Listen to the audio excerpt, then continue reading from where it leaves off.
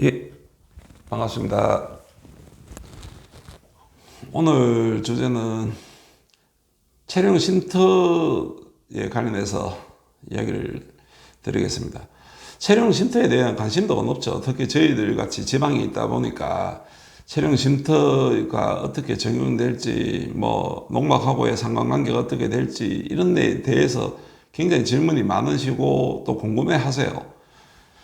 그래서 체령 쉼터 이야기가 나올 때마다 이렇게 영상을 찍게 되는데, 실제로 지금 2024년도 하반기 정책 보고서에 지금 12월 달에 진행을 한다라는 이야기가 나와서 동아일보나 이런 언론들에도 나오고 여러 군데서 이제 체령 쉼터에 대해서 이제 12월 시행이라고 이제 이야기가 지금 나오고 있죠. 12월 이제 시행이 되는 거는 거의 확실시 되는 것 같습니다. 그런데 이게 바뀐 내용들이 아직까지는 정확한 법안들이 나온 게 아니고, 33제곱미터 약 10평 정도로 이제 시행될 거라는 어떤 내용들과, 그리고 어떤 이제 화재 위험성이나 안전성 문제에 대해서 이제 굉장히 많은 부분에 대해서 이제 이야기를 하고 있죠. 그래서 이제 이런 부분들이 기존 농막하고 지금 체령 쉼터하고 차이점에 대해서 이제 많이 이제 이야기들을 하시고 하는데, 아직까지는 정확하게 법안이 나온 게 아닙니다. 발표가 돼봐야 알아요. 발표가 돼봐야 아는데, 지금 이제 윤곽이 나온 거는 이제 평수 정도 윤곽이 나와 있고, 그 나머지 부분에 대해서는 특별한 윤곽이 지금 나온 게 별로 없습니다. 그 농막하고 차이점이 이제 평소의 차이점 외에 나머지 이제 부분에 대해서 이렇게 할 예정이다라는 정도지, 정확하게 내화 기준이 어쩌고 이런 내용들이 이제 지금 진행되어 있지 않는데, 지금 발표된 내용으로 이제 그 보고서의 내용대로 보면 이제 이런 내용이죠. 33제곱미터, 그리고 약 10평 정도의 지금 이제 평수를 이제 준다는 거, 그리고 이제 주택으로 보는 게 아니고 임시 가설 건축물로 봐서 신고해서 할 수 있다. 단 소방법이나 주택법에 이제 적용을 받게 될 거니까, 거기에 대해서는 지금 소방법이나 주택법에 대해서는 검토하고 이제 그쪽 관련 부서하고 협의 중이다. 이런 내용인데, 그러면 기존 농막하고 차이점은, 기존 농막은 소방법이나 어떤 주택법이나 이런데 이제 상관관계가 없으니까 그냥 평수 6평에, 거기는 주거가 안 되는 창고고, 여기 지금 이야기하는 체령 쉼터는 임시 거주 시설이라는 거죠. 그 상시 거주가 아니고 임시로 거주를 할 수 있는 시설을 이제 말해주는 거죠. 그러니까 주말 농동을 할 수 있도록.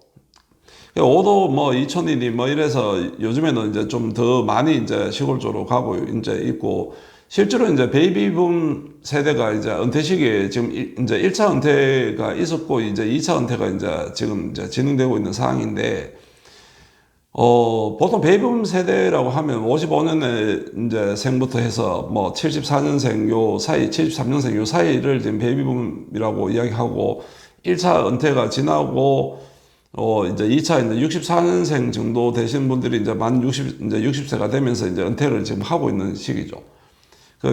우리나라 인구 베이비붐 세대가 한 1300만, 1300 몇십만 유 정도 차지하는데, 이 인구들이 지금 은퇴를 지금 하고 있죠. 지금 이 은퇴를 하기 때문에 이 은퇴한 인구들이 계속해서 일을 이제 더 연장을 해서 해야 된다는 쪽도 있고, 그리고 이제 이런 분들이 이제 주말 농동이나 고향 쪽으로 해서 이렇게 좀 편하게 이제 이동을 할 수 있도록, 그 베이비붐 세대들이 또 많이 이제 흡수되는 이제 그런 이제 제도 중에 또 하나로 이제 볼 수도 있는데, 이 체령 쉼터 자체가 임시 거주 시설을 두기 때문에, 농막하고 체령 쉼터의 차이가, 가장 큰 차이가, 농막은 거주를 할 수 없다는 거고, 체령 쉼터는 임시 거주를 할 수 있다는 겁니다. 자, 사람이 들어가 산다는 거는 당연히 안전 문제가 최우선돼야 되겠죠. 편리성은 두 번째 문제입니다. 일단 안전해야 되기 때문에, 저번에 제가 영상을 찍었을 때 분명히 내화 기준이라든지 어떤 이제 소재에 대해서 제한을 둘 확률이 높다라는 이야기를 드렸던 게, 사람이 거주하니까 당연히 안전 문제가 우선돼야 되니까, 여기에 제일 안전 문제가 자다가 불 나면 안 되잖아요. 그리고 불나서, 그리고 또 불이 나가 또 옆에 다른 사람들한테 또 영향을 또 주면 안 되니까. 그래서 그런 내야 기준은 분명히 적용을 받을 거라고 이제 생각을 했는데, 그게 이제 소방법에 이제 적용을 시킨다는 이야기를 하니까, 그러면 이제 소방법에, 그렇다고 주택법과 소방법의 이제 그 사이를 이제 기준을 두지, 지금 현재 그렇다고 그게 주택이 아니니까 주택처럼 그렇게 굉장히 강하게 하지는 않습니다. 소방법 자체는 그렇죠. 전기 안전이라든지 불이라든지 뭐 내야 기준이라든지 이런 기준으로 보고, 주택은, 우리나라 주택은 그런 것들은 기본적으로 다 갖춰지니까 에너지 효율에 대한 이야기들을 많이 하고 있죠. 그래서 지금 에너지 효율 문제를 가지고 이제 이야기하는 건 조금 약하게 들어갈 거고, 소방에 대해서는 좀 강하게 들어갈 거라고 봅니다. 자다가 주무시다가 아니면 뭐 전기 난로 꼽다가 불 나면 안 되니까. 그러니까 이런 부분들에 대해서 임시 거주시설이지만 가설 건축물 신고기 때문에, 그러면 소재에 대해서 어떤 소재의 내야 기준이 되는 소재를 사용했느냐 안 했느냐, 뭐 지었을 때 시험성 요소나 뭐 이런 것들을 이제 달라고 할 확률이 높습니다. 기존 농막은 그게 필요가 없죠. 평수만 지키면 되니까. 사람이 들어가서 거주를 할 수 없는 시설이니까 창고입니다. 창고. 농사용 창고니까 여름에 더울 때 가끔 뭐 가서 이제 잠깐 피하고 햇빛 피하고 이런 용도지, 거주를 잔다는 개념이 없는 거기 때문에 소방법이든 뭐든 이런 데 대해서 영향을 크게 덜 받죠. 그렇지만 사람이 거주한다는 이상은 요 이제 차이가 심하게 되죠. 그 나머지 지금 발표되는, 이제 지금 현재 나온 내용으로 보면 데크를 허용해 준다든지 뭐 복층을 허용해 준다든지 뭐 지붕이 어쩌고 저쩌고 이런 내용이 없습니다.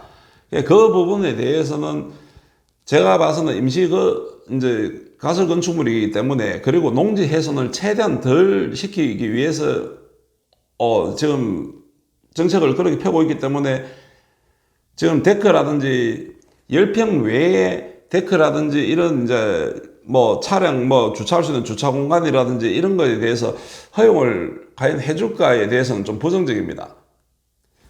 허용을 안 해줄 확률이 높다는 거죠. 총 10평 안에서 다 해결을 해라고 할 확률이 높습니다. 그러면 데크도 10평 안에 이제 불법 농막이 많이 되는 이유가, 6평을 놓고 앞에 데크라든지 뭐 이런 것들을 조금 이제 하다 보면 10평을 넘으면 연면적이 포함되기 때문에, 그 안에 이제 수납 공간에 하는데 복층용으로 이게 자는 공간으로 보게 되면 지하철마다 허용하는 데도 있고 안 하는 데도 있고, 그래 정화조 문제도 있었어요. 정화조 같은 경우에도 연면적에 포함이 됩니다. 정화조가. 정화조 같은 경우 연면적 포함되기 때문에 사실은 앞에 데크하고 중간에 복층 만들고 정화조 하고 나면 6평 놓을 수가 없습니다. 법률 규정으로서는.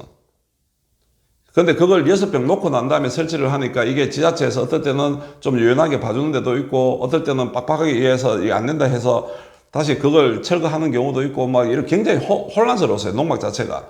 근데 농막은 우리가 인식하는 것처럼 그래서 자는 공간이 아니니까. 그런데 이런 베이비 부분 세대나 이런 세대들이 전부 시골로 내려올 수 있는 환경들을 조성을 좀 해줘야 되는데, 이런 환경들을 조성을 안 해준 상태에서 거기 와서 농사 짓다가 잠깐 땀 식히고 자는 거는 안 돼. 이래서 이제 해놓은 게 농막이다 보니까 그걸 요번에 이제 많이 완화해 준 거죠. 그래서 요 농막을 갖다가 왜 농막에다가 개조를 해서 농막을 갖다가 그러면 잠자리 시설을 만들어 주면 되지 않을까에 대한 이제 그런 질문을 하시는 분도 많아요. 기존 농막이 있는데 그걸 갖다가 좀 크게 키워서 허용해 주면 되지 않을까. 그 지금 제가 말씀드린 게, 그렇게 하기가 힘드니까 체령 쉼터라는 새로운 법안을 만드는 겁니다. 왜? 안전 문제 때문에 그러죠. 사람이 거주하지 않는 시설하고 임시라도 사람이 잘 수 있다는 시설에 대해서는 안전 문제가 굉장히 첨예하게 대립될 수밖에 없습니다. 지금 기존 농막을 갖다가 개조를 허용을 해주면 되지 않느냐라는 이제 이야기들을 이제 또 많이 하세요. 댓글에도 보면 뭐 그런 이야기들을 하시는 분들이 있어요. 기존 농막을 조금 전환시켜주는 방법이 있지 않느냐. 전환시켜주는 이제 허용 범위가 분명히 있을 거라고 봅니다. 그런데 그 허용 범위에 실제 그게 과연 전환을 시켜준다 해서 그냥 불만이 없어질까에 대한 생각을 해보면, 현실은 이렇습니다. 현재 우리나라 농막 기준에서는 거의 컨테이너 정도 갖다 놓을 수밖에 없는데, 이 컨테이너가 내야 기준이라든지 주택법에는 전혀 맞지가 않습니다. 전혀 맞지가 않기 때문에 컨테이너가 실제로 보면 뭐 안에 폴리우레탄이라든지 뭐 좀 더 산 컨테이너는 뭐 안에 뭐 스티로폼 져서 제작하는 경우가 굉장히 많아요. 이런 볼라 보면 그냥 한순간에 다 타봅니다. 또 홀라당 탄다는 이야기 하죠. 그러니까 이걸 갖다가 지금 현재 이제 사람이 거주하는 시설로 해줬을 때 하자가 났을 때는 이걸 시행해주는 정부에서 책임을 면하기 어렵습니다. 최소한의 안전조치가 안 돼 있다는 거죠. 현재 농막은. 현재 농막 법률 기준대로 만들면 최소한의 안전기준을 지켜서 만든 데가 없습니다. 그 안전기준이 없으니까. 사람이 머무는 게 아니고 창고잖아요. 이게 체령 쉼터로 넘어오게 되면 체령 쉼터에 대해서는 안전기준을 지켜야 된다는 겁니다. 사람이 거주를 해야 되기 때문에. 임시거주지만 사람이 거주를 해야 되기 때문에. 그런데 이게 정식 건축물이고 가설 건축물이기 때문에 그 조건에 대해서 최소 기준을 적용할 확률이 높다는 거죠. 그러면 소재에 대해서 판넬이라든지 이런 이제 어떤 소재에 불연제가 들어가 있다든지 뭐 이런 이제 최소한의 이게 주택법 같으면 단열 기준도 있어야 되기 때문에 최소한의 두께가 얼마 뭐 돼서 이제 단열 기준에 맞아야 된다든지 이런 걸로 해서 체령 쉼터는 건축법에 적용을 안 받지만 그런 소방법이나 주택법에 적용을 받아서 신고로 해서 지을 수 있도록 아니면 설치할 수 있도록 그렇게 해 줄 거라고 봅니다. 그럼 기존 농막은 어떻게 되느냐? 기존 농막을 거기에 소방법이나 주택법에 맞게 개조를 해야지 전환을 해줄 확률이 높아요. 근데 이 현실적으로 기존 컨테이너 박스를 뭐 작게는 500만원 뭐 안에 그 안에 이제 뭐 그 화장실이라든지 이런 설치해 놓으면 좀 더 비싸게 주고 사신 분도 있겠죠. 뭐 컨테이너 빈 깡통도 갖다 놓으신 분도 있으니까. 그 주방 시설도 이제 갖춰 놓고 이래 하신 분들이 그걸 판넬을 다 뜯어내고 이 소방법에 맞추려고 하면 과연 그게 현실적으로 다 뜯어내가지고 다 교체하는 게 효율적일지 아예 새로 갖다 놓는 게 효율적일지에 대해서는 판단을 해봐야 될 문제가 있을 것 같습니다. 그래서 거주시설로 가게 되면 실제 농막을 지금 가지고 계신 분들은 대부분 이 기준에 안 맞을 거예요. 뭐 제가 봐서는 뭐 90% 이상 안 맞습니다. 어떤 기준이나 소방법이나 주택법 기준에 전혀 맞지를 않을 겁니다. 그러면 새로 거의 다 뭐 개축하는 뭐 그 정도의 지금 새로 완전 다 만들어야 되는 기준인데 이 몇백만짜리를 사용하시는 분들은 과연 그 돈 들여가지고 다시 만들 거냐? 그냥 치우고 새로 놓는 게 더 빠를 수도 있다는 이야기입니다. 그 현실적인 이야기를 하는 겁니다. 그래서 지금 현재 나오는 거에서 제가 이 말씀을 왜 드리는가 하면 자꾸 농막을 전환을 시키는 게 이제 합리적이지 않느냐. 그리고 기존 이제 농막을 갖다가 뭐 늘려주면 되는데 왜 그러느냐.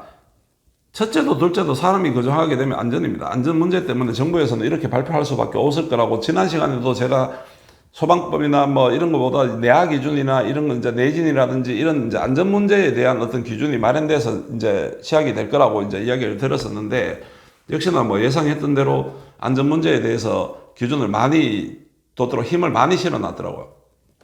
평소 더 늘어나고 나머지 데크라든지 이런 건 아직까지 발표가 안 됐기 때문에 나머지는 두고 봐야 되는데 그 부분도 10평 안에 포함시키지 절대로 농지 이게 제가 저번 시간에도 말씀드린 경자유전이라는 게 있어서 농지는 최대한 농지로서의 활용을 높여야 되는데 임시거주시설로 한다고 해도 이게 임시가설건축물로 신고되는 겁니다. 정식 건축물이 아니고.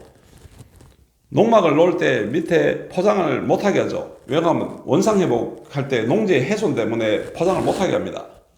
이 부분에 주택법의 기준을 받는데 주택법에서 받는 기준은 제가 봐서는 전기라든지 어떤 여기에 그 열에너지 효율이라든지 뭐 이런 기준을 받지 바닥공사를 허용을 할지 안 할지는 제가 봐서는 허용을 안 하는 게 맞는데 특별법으로 해서 바닥을 허용하게 되면 이 농지법하고 부딪히기 때문에 이런 부분들이 해결이 돼야 됩니다.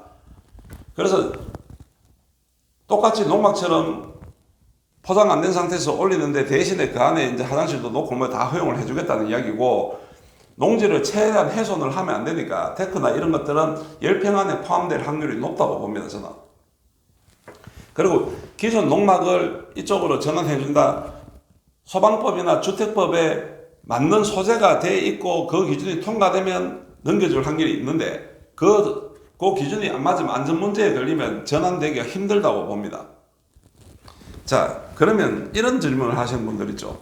자, 이거는 한쪽은 창고고 한쪽은 거주시설이니까 창고를 놔놓고 거주시설을 허용해 줄 수 있는 거 아니냐. 이제 이런 이야기를 많이 하시는데, 지금 기준은 한 필지의 농막 기준이 이렇습니다. 한 필지에 필지가 100평이 되든 200평이 되든 300평이 되든 6평 농막 한 개밖에 못 넣습니다. 요게 중요한 거죠. 자, 주말 영농을 하러 오든 뭘 하는데 한 필지에 자, 거주시설 10평, 창고 6평 뭐 이런 식으로 허용을 해주면 모르겠지만 지금 이걸 저걸 통틀어서 그냥 주말 영농이니까 창고가 농기계를 보관할 창고가 과연 필요할까에 대한 의문이 있겠죠.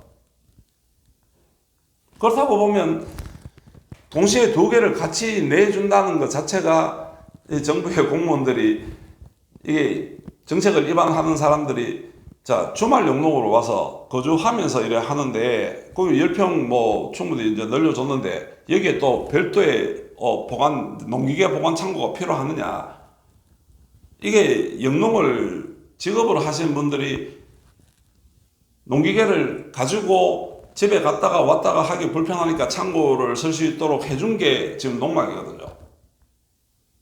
그러니까 말 그대로 농사 지을 때 거기에 농기계도 좀 보관하고 좀 쉬고 뭐 이런 공간으로 이제 농사를 짓도록 해준 거지 주말 영농을 하라고 농막을 해준 게 아니란 말입니다. 법안 취지가. 그런데 요번 체류 쉼터는 주말 영농을 하라고 내준 거예요.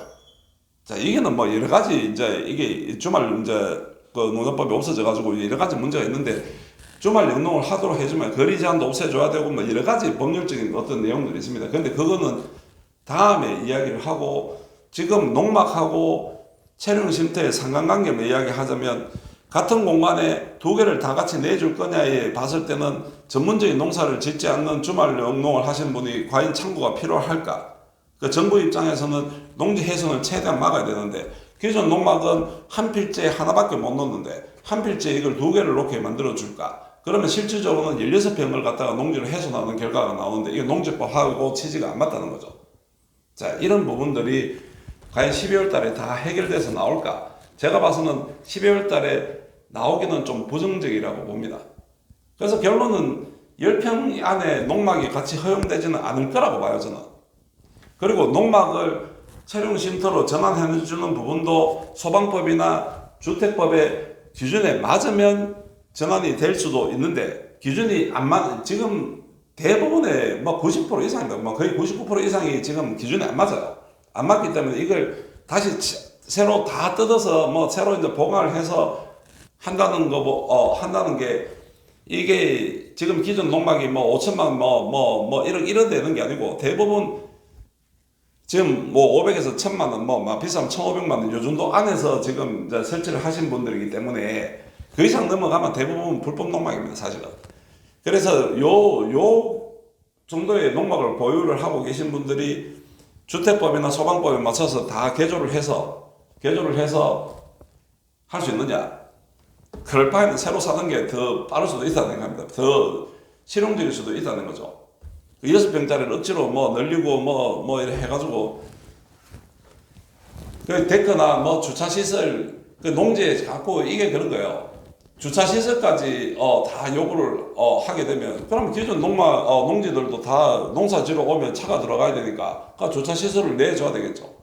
이거는 진짜 너무 편한 생각이지 주차시설을 별도로 또 허용해주고 이렇지는 않을 거라고 봅니다. 아직까지는 이 우리나라 농지법이 원체 막강하기 때문에 이 농지법하고 저촉되는 부분에 대해서 이거는 큰 공감대가 없지 않으면 지금 농민단체라든지 이런 이제 식량 안보를 내세우는 이런 부분들에 대해서 굉장히 큰 충돌이 있을 수밖에 없기 때문에 과연 이 법안을 지금 만들고 계신 분들이 이런 큰 충돌이 예상되는 문제를 지금 12월 달에 성급하게 끄집어내지는 않을 거라고 봅니다. 차후에 어떤 여러 가지 민원이나 이런 걸 가지고 조금씩 개선하고 고쳐나갈 수는 있겠지만 현재 12월 달에 나올 때는 그까지는 안 나올 거라고 봅니다. 그러면 딱 정리하면 이런 겁니다.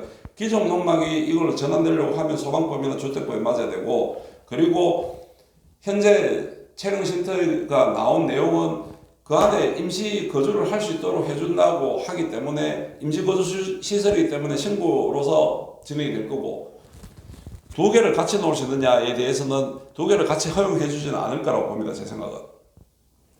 그리고 나머지 데크라든지 이런 이제 편의시설에 대해서 평수 외에 또 설치를 할 수 있느냐, 이 부분도 저는 그 10평 안에 포함될 거라고 보는 쪽입니다. 그걸 해줘야 되지 않느냐. 근데 그 농지법하고의 어떤 그런 것 때문에. 그러니까 이런 식으로 정리가 지금 될 거기 때문에 결론은 딱 나왔잖아요. 10평밖에 지금 안 된다는 거 외에는 정해진 게 없습니다. 거주할 수 있다는 거 정해져 있죠. 그러니까 평수가 늘었다는 거죠. 그 소방법이나 이런 내용들이 나와야 한다는 거죠. 사실은 영상을 찍을까 말까 이제 망설였는데, 여기에 대해서 조금 설명을 좀 해줬으면 하는 이야기들이 자꾸 있고 좀 물어보는 분들이 많이 있고 하니까, 제가 오늘 기존 농막하고 같이 정치할 수 있느냐, 기존 농막에서 어떤 변화가 있느냐, 과연 앞으로 이제 이런 부분들에 대해서 이제 기존 농막을 이제 채용 쉼터로 이제 돌릴 수 있느냐, 바꿀 수 있느냐, 이런 부분에 대해서 제가 제 개인적인 생각을 이야기 드린 거기 때문에, 그래서 거기에 대해서 일단은 12월 달에 법안이 나와봐야지 압니다. 그렇지만 예상되는 부분들은 있기 때문에 제가 개인적으로 예상되는 부분에 대해서 오늘 말씀을 드린 거니까 참조하셔가지고, 지금 와서 주말 운동을 꿈꾸시든 기촌을 꿈꾸시든 하는 분들한테 도움이 됐으면 싶고, 이 부분들이 지방에 있는 부동산 거래에 조금 활성화가 될 거라고는 봅니다. 작은 농지들이 많이 팔릴 거니까. 이런 부분들은 다음에 법안이 발표되고 나면 한번 하든지, 지금 내용이 이제 큰 내용이 없는데 대충 예상되는 부분에 대해서 제가 말씀드렸습니다. 자, 오늘은 여기까지 하고 다음에 법안이 발표되면 좀 더 자세히 이야기 드리겠습니다. 예, 감사합니다.